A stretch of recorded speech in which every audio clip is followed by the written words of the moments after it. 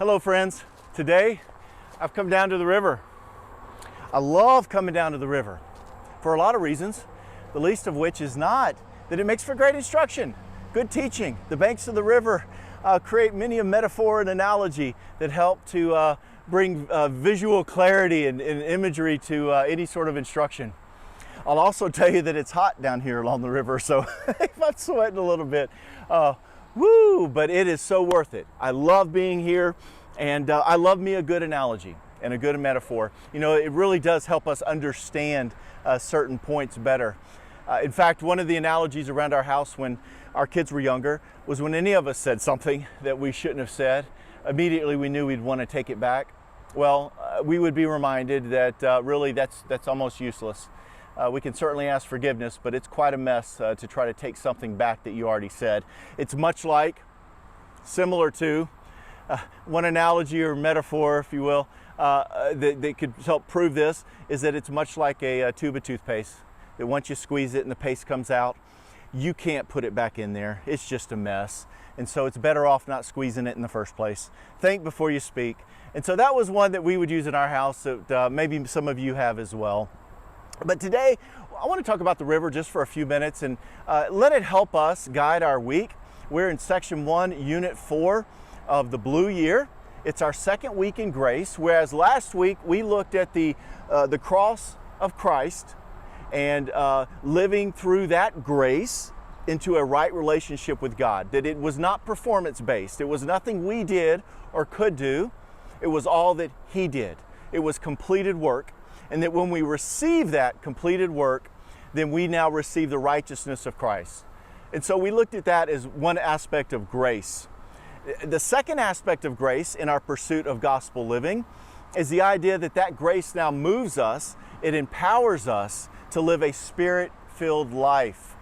There is a cause and effect to receiving grace and now living out that grace. And so in this second week of grace, the pursuit of gospel living, we're going to be looking at that.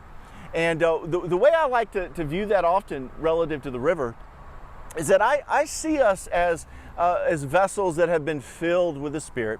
And I see that when we've come to Christ, we're almost as if the water within the banks. And the banks of the Holy Spirit are what really provide guidance. They provide instruction.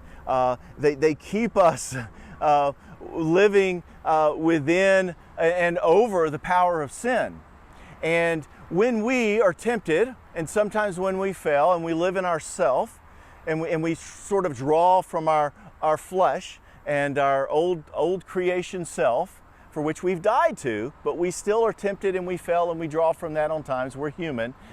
We have a tendency to overflow the Spirit. We say we don't need your control. We don't need your guidance. We don't need your banks. And when we do that, we become quite destructive. What is typically just serene and beautiful and powerful within the banks of the Spirit can now become just destructive. It can become stagnant. It can just sort of lose all indication of what it truly is. So I don't know if you ever feel like that or have ever observed that when we are living a life not walking by the Spirit, we can become all of those things, quite destructive. We can become unrecognizable as one of His children. And so we want to think about that this week. And 3 key focus emphasis points that I would suggest for you is, again, in the truth, really important, some great passages about how to live this out, from the fruit of the Spirit to John 15, that Jesus said, abide in me, that I am the vine, you are the branches, right? Abide in me and you'll bear much fruit. But apart from me, you'll be barren, that you can do nothing. Right? So we're going to look at that, understand that passage within the context of living in the Spirit and walking by the Spirit, that we've crucified our flesh and the passions of the flesh, and we now want to live daily in the Spirit.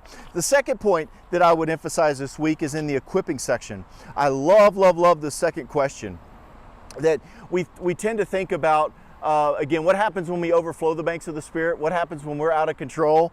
But really, let's think about here, what are the benefits of staying within the Spirit? What are the benefits of growing more Christ-like every day, drawing upon that grace and living it out?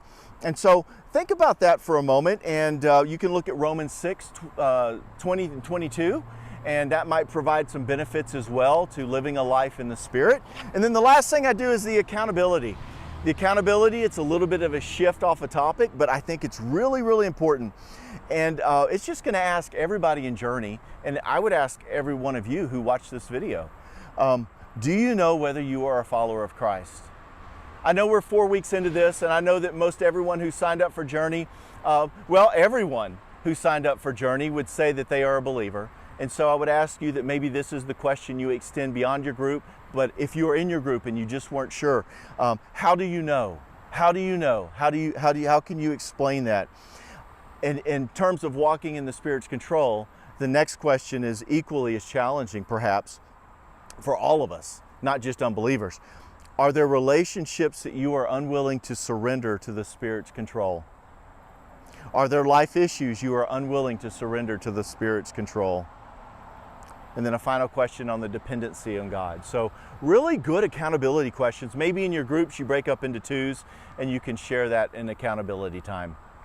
Well, this week I do pray that you have a wonderful Spirit-led, Spirit-filled week along the journey, and perhaps I'll see you at some point along one of my favorite places, the river. Blessings, friends.